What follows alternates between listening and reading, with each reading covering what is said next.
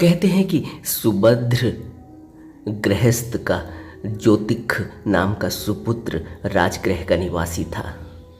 उसे चंदन का एक रत्न जड़ित कीमती माजन मिला। उसने अपने घर के आगे एक लंबा बांस गड़वा दिया और उस बर्तन को उसके सिरे पर लटका दिया और घोषणा कर दी कि यदि कोई भी श्रमण या ब्राह्मण बिना किसी सीढ़ी या बांस के उपयोग के इस बर्तन को अपने रिद्धि बल से नीचे उतार लेगा तो उसे जो कुछ भी वह चाहेगा वो पुरस्कार स्वरूप दिया जाएगा। और लोग बुद्ध के पास पहुंचे। उनके मुंह बुद्ध स्तुति से भरे थे। वह कह रहे थे कि तथागत सचमुच महान है, उनके शिष्य करिश्मे करते हैं। बुद्ध का एक शिष्य काश्यप ने ज्योतिष को बांस पर बर्तन को लटकाते हुए देखा। उन्होंने हाथ बढ़ाकर उसे बांस से नीचे उतार लिया और बिहार ले गए। जब तथागत को यह जानकारी मिली तो वह काश्यप के पास गए। उन्होंने उस बर्तन के टुकड़े टुकड़े कर डाले और अपने शिष्यों को किसी भी करिश्मे के करने से मना कर दिया। थोड़े ही समय बाद ऐसा हुआ कि अकाल के दिनों में कुछ भिक्षु वज्जी जनपद के एक बिहार में वर्षावास कर रहे थे। एक भिक्षु ने दूसरे भिक्षुओं को सुझाया कि हमें गृहस्थ उपासकों की उपस्थिति में परस्पर एक दूसरे की प्रशंसा करनी चाहिए।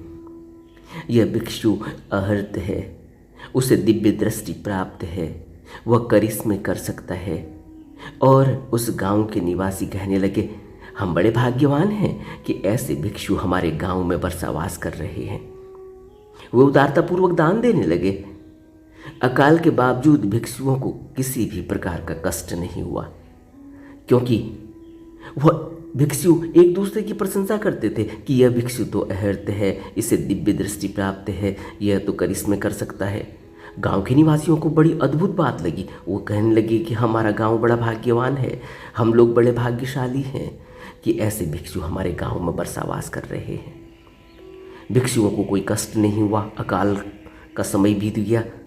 जब तथागत ने यह बात सुनी तो उन्होंने आनंद को कहा, आनंद, भिक्षुओं को बुलाओ। जब सब भिक्षु एकत्रित हो गए तो उन्होंने पूछा, भिक्षुओं, वे कौन से अपराध हैं जिनके करने पर कोई भिक्षु नहीं रहता? तब सारिपुत्र ने कहना आरंभ किया, एक उपसंपन्न भिक्षु को किसी भी स्त्री के साथ संसर्ग नहीं करना चाहिए। जो भिक्षु किसी भी स्त्री के साथ संसर्ग करता है वह भिक्षु नहीं। फिर सारिपुत्र ने आगे कहा कि एक उपसंपन्न भिक्षु को कोई भी चोरी नहीं करनी चाहिए। यदि कोई भिक्षु ऐसी चोरी करता है जिससे जेल जाने की नौबत आ सके तो वह भिक्षु नहीं रहता। और तीसरी बात, एक उपसंपन्न भिक्षु को किसी भी प्राणी की हत्या नहीं करनी चाहिए। यदि वह किसी प्राणी की हत्या कराता है तो वह भिक्षु नहीं रहता। ये 3 पराजिकाएं हैं। और तथागत ने भिक्षुओं को संबोधित करते हुए कहा, किसी भी उपसंपन्न भिक्षु को किसी भी अलौकिक शक्ति की सेखी नहीं बघारनी चाहिए। जो भिक्षु किसी भी बुरी नीयत से अलौकिक शक्तियों का मालिक होने की शेखी बघारता है वह भिक्षु नहीं रहता। भिक्षुओं, मैं तुम्हें जादू टोने करने की अनुमति नहीं देता। ये सब व्यर्थ होते हैं, सभी कुछ कर्माधीन है। और जो भी कोई भिक्षु करिश्मे दिखाने की बात करता है तथागत के सिद्धांत को अभी समझा ही नहीं। बुद्ध के यह अनमोल वचन कि जो भी भिक्षु जादू टोने की करके यह करामात दिखा के अपनी वाही लूटना चाहता है और यह चाहता है कि वह दूसरे का भला कर रहा है, वह भिक्षु नहीं रहता। जो अपनी शेखी बघारता है, जो अपने मालिक होने का दावा करता है, बुद्ध कहते हैं कि वह भिक्षु नहीं, क्योंकि ये सब व्यर्थ की बातें हैं और सभी कुछ कर्माधीन है। और जो भी कोई भिक्षु करिश्मे दिखाने की बात करता है वह तथागत के सिद्धांत को अभी समझा ही नहीं। अब हम बात करते हैं कि तथागत का सिद्धांत क्या है। तथागत क्यों ऐसा कह रहे हैं कि मनुष्य को या किसी भिक्षु को जिसके अंदर कुछ करामातें पैदा हो गई हैं, कोई अलौकिक शक्तियाँ आ गई हैं साधना के जरिए, उसको क्यों किसी का भला नहीं करना चाहिए, क्यों अपनी शेखी नहीं बघारनी चाहिए, क्यों उसे दूसरे को अपनी अलौकिक शक्तियाँ नहीं दिखानी चाहिए। तथागत का सिद्धांत क्या है? तथागत का सिद्धांत यह है कि हमें निर्वाण पथ पर आगे बढ़ना है, हमें इस भावलोक से मुक्त होना है। हम इस भावलोक में बहुत बुरी तरह से कैद हो चुके हैं। आपने देखा, घर में एक छोटा सा बच्चा पैदा होता है, हमें लगता है कि इस बच्चे को तो अभी कोई कैद नहीं, इस बच्चे को तो अभी कोई टेंशन नहीं, इस बच्चे के अंदर अभी कोई जिम्मेवारी नहीं, इस बच्चे के अंदर अभी किसी भी प्रकार का कोई मन की दौड़ नहीं, कोई तृष्णा नहीं, कोई ऐसा भाव नहीं, कोई ऐसा विचार नहीं। लेकिन हम ये गलत सोचते हैं।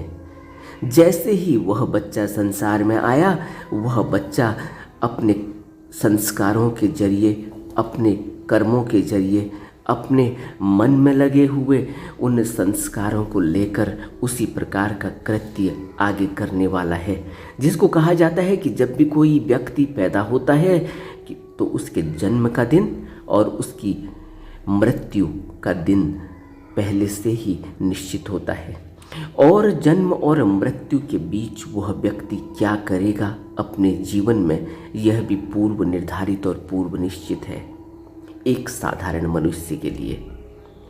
लेकिन साधारण मनुष्य को अगर अपने पूरे जीवन को ही बदलना है और इस भावलोक से मुक्ति की ओर बढ़ना है, तो उसे अपने जीवन, अपने संस्कार जो वह लेके आया है, अपने कर्म जो वह लेके आया है, जिन कर्मों के हिसाब से वह एक यात्रा करेगा, उस यात्रा पथ को ही उसको रोक देना है। अगर उसने उस यात्रा पथ को रोका तो इसका अर्थ यह है कि वह अब निर्वाण के पथ पर चलने लगा, शाश्वत सत्य के पथ पर चलने लगा। वह अब अपने जन्म मरण के चक्र को खत्म करने लगा है, और जो भी व्यक्ति जन्म मरण के चक्र को खत्म करने में लगा, उसको अब अपने संस्कार और अपने कर्मों की उस रेखा को जिस पर वह चलेगा आगे को, वह सब तोड़ देनी होंगी। और वह कैसे टूटेंगी? वह टूटेंगी जब वह तथागत के उपदेशों को, सतपुरुष की संगति करके उपदेशों को चलते हुए निर्वाण पथ पर अग्रसित होते हुए अपने जीवन को ढालेगा। और अपने जीवन को वह कैसे ढालेगा? अपने जीवन को वह ढालेगा बुद्ध के उपदेशों के अनुसार, अपने जीवन को वह ढालेगा कर्मों के अनुसार। जो भी कृत्य उसने करने हैं उनका वह प्रहरण करने लगता है, उन संस्कारों को वह देखने लगता है। अब बात आती है कि वह संस्कारों को कैसे देखता है। वह संस्कारों को देखता है अपने विवेक की जागृति से, और विवेक की जागृति, प्रज्ञा की जागृति से ही वह अपने संस्कारों को देखते हुए उन संस्कारों से कर्म उठने से पहले ही वह उन संस्कारों को पकड़ने लगता है। वह उन कर्मों का जो उन संस्कारों के माध्यम से होने वाले हैं उनका प्रहरण कर लेता है, और एक मुक्त पुरुष की तरह उसका जीवन बनने लगता है। यह मुक्त पुरुष का जीवन कैसे बनता है? यह मुक्त पुरुष का जीवन बनता है जब वह अपने संस्कारों को अपने विवेक और प्रज्ञा के माध्यम से देखता हुआ होश से उन कृत्यों को करना बंद कर देता है। कोई भी कृत्य जो वह करता है, वह कृत्य अब वह होश से, विचार से और जन्म मरण के चक्र से ऊपर उठने के लिए करता है। इसलिए वह अब कोई भी ऐसा कृत्य नहीं करता जो उसके अपने स्वार्थ के लिए है। वह अब ऐसा कोई भी कृत्य नहीं करता जो उसको संसार में दोबारा बंधन का कारण बनेगा। एक साधारण मनुष्य को तो पता ही नहीं चलता कि वह इस संसार में क्यों आया और इस संसार में वह जो कृत्य कर रहा है वह उसके पूर्व निर्धारित संस्कारों के आधार पर किए जा रहे हैं। एक साधारण व्यक्ति को यह पता नहीं चलता।